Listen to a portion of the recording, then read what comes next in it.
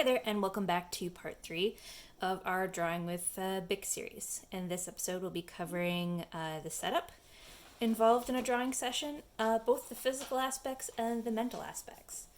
Caveat, I am in by no way trained in dealing with mental health. These are just experiences of my own, and attitudes of my own, which I've found helpful in approaching drawing. So the physical stuff that you will need in order to participate will be a drawing instrument of some kind. I'll be working mainly with Bic, but you can use any type of ballpoint you can get your hands on. It doesn't exclusively have to be Bic. If you prefer to follow along with pencil, you can. You're more than welcome to. It doesn't have to be a fancy art pencil, just any old out-of-the-box HB is just as sufficient. You'll also need some type of drawing surface, be it a sketchbook, loose paper, or any other type of found material, newsprint, cardboard. I personally really enjoy the texture of drawing on newsprint.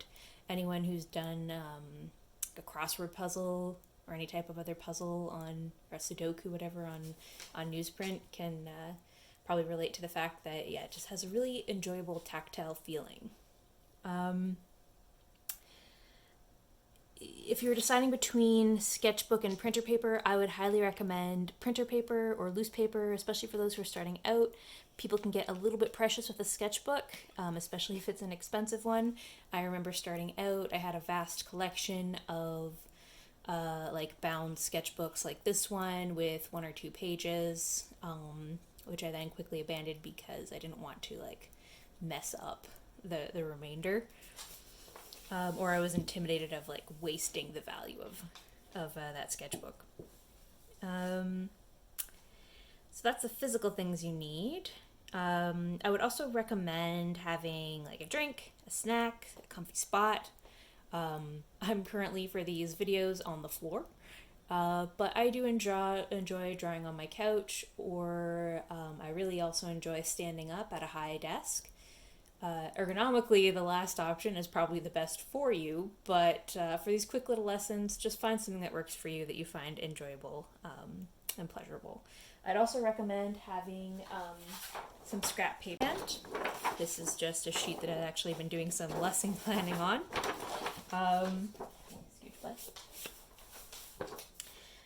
For 2 reasons. The first being you may want to have some type of backing underneath your drawing because of the nature of pen drawing, especially with a ballpoint.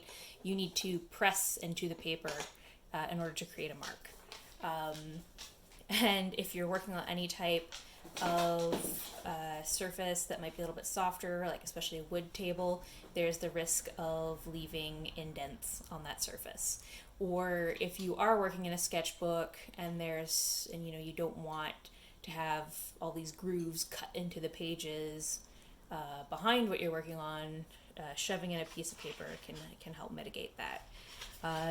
It's also good for when you're drawing to use it as a backing to protect your drawing. I always recommend working when you are drawing to draw from depending on which hand you are. I'm right-handed, so I'll work from a top left downward to downward right. That way I'm not dragging my hand through what I'm working on and smudging the ink. But inevitably, that's a really hard thing to keep on top of. And you can still slip up. So having something behind you and moving it around as you're drawing, you may see me doing that later on, can help protect both the skin on the back of your wrist and the drawing that you're working on. So that is the physical stuff that you'll need, or that I recommend. Next, I'm going to jump into some recommendations I have for the mindset or the attitude that you can adopt when going into, for some of you, trying something new like this. I highly recommend you just relax. Especially if you're trying something new, it can be very scary. You're up against a lot of potential failure. But I would, and no matter what you do, you're probably going to grapple with that a little bit at the beginning. But I hope as you continue to practice, continue to try, to be able to let go of that a little bit and kind of put any those worries you have about not doing it good or not doing it right behind you and just really enjoy the process. In fact, I would advocate embracing your failures. They can be your greatest successes, your most interesting drawings. In fact, a lot of drawings which folks might consider failures may end up being a lot more interesting than ones which are perfectly perfect. If not for comedic value, then for just, the randomness that they, or the difference that they might bring, the strangeness that they might bring. So I would encourage people to share not only the drawings that they're perfectly, proud of, that they're willing to stand behind and, want to show off and showcase as their best work, but also their failures, not only as a means to get some critical feedback, but to, kind of bask in their glory. But also keep in mind that you don't necessarily have to share anything that you're doing, especially if you're nervous, especially if you're shy. You're more than welcome to keep all of these sketches and all of these drawings to yourself. They can be just for you. And if you are hoping to share, you can consider what kind of community you do want to share them with. Maybe it's not online. Maybe it's just with those closest to you or those who you can meet up with in person. And then to also consider, this is some great advice that I received, to consider the source when it comes to the feedback that you're getting. And because the reality is that not all feedback is created equal. So you can consider the experience of the person who's speaking to you or the intention that they have.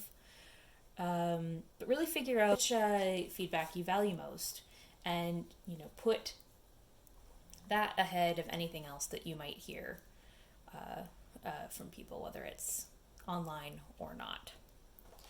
And lastly, I would ask for you to remember that in this process, I consider you to be the most important part. Your learning, your experience.